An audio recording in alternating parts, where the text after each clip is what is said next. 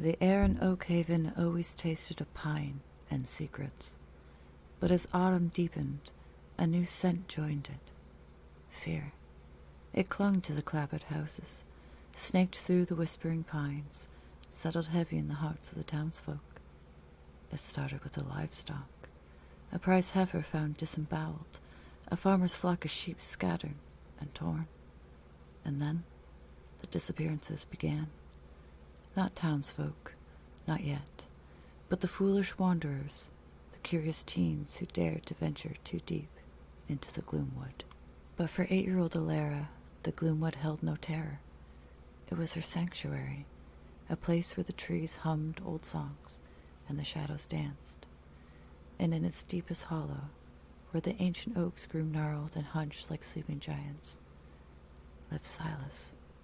Silas wasn't like the monsters in her storybooks. He was a creature of shadow and bone, with eyes like chips of obsidian and claws that could flay bark from a tree in a single swipe. His voice was a low rasp, a sound like dry leaves skittering across stone. And yet, he was gentle with Alara. Always. He'd show her the rare night-blooming flowers, share the sweetest wild berries he found, and tell her stories of the forest before man came. He was lonely, she understood that, and she, a solitary child in a town too busy with its own fears, was lonely too. Their bond was a fragile secret, a delicate bloom in a garden of thorns, until the night little Timmy, the mayor's son, vanished from the edge of the woods. Panic exploded in Oakhaven. The town's crier's bell tolled incessantly, a mournful dredge. Sheriff Brody, a man whose face was usually etched with weariness, now bore a mask of grim determination. "It's the creature," he rasped to the assembly in the town hall. "The one in the Gloomwood. We're going in, and we're not coming back until it's dust." Alara's blood ran cold. She tried to speak, to tell them Silas wasn't a monster, that he would never hurt a child. But her words were swallowed by the righteous fury of the mob. They sharpened axes, loaded ancient muskets, and lit torches that cast an eerie, dancing glow on their fear-contorted faces. As the mob stormed into Gloomwood, their shouts echoing ominously through the trees, Alara slipped away. She ran, her small legs pumping, her breath ragged in the cold night air. She had to warn Silas. She found him in their hollow, still as a statue, his obsidian eyes fixed on the approaching torchlight.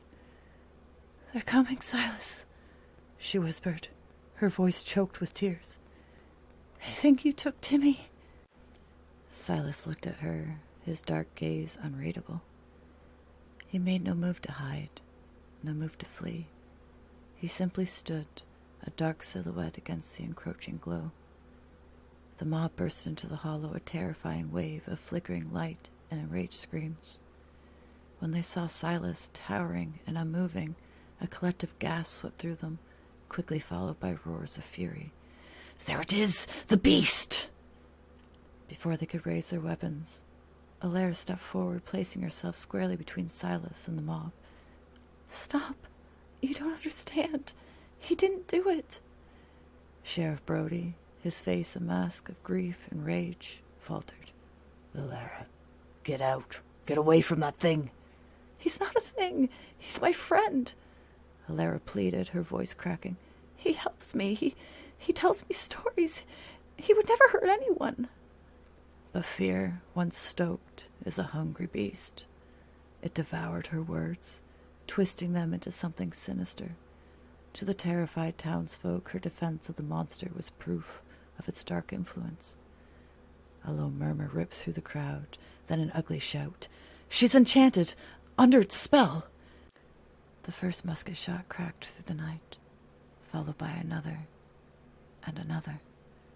Silas, who had remained still, let out a sound, a low, guttural roar that vibrated through the very ground. It wasn't a sound of anger, but of ancient, profound sorrow. He moved then, not towards the mob, but past Alara, his massive body shielding her from the onslaught of musket balls. He vanished into the deeper shadows of the gloomwood, a fleeting glimpse of dark fur and ancient pain. Alaris stood alone in the hollow, the acrid smell of gunpowder filling the air, shouts of the mob slowly fading as they pursued their quarry.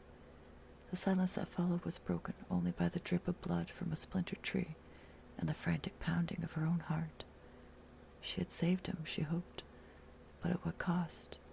She knew with a chilling certainty that connection between her and the gloomwood, between her and Oakhaven, had been severed forever.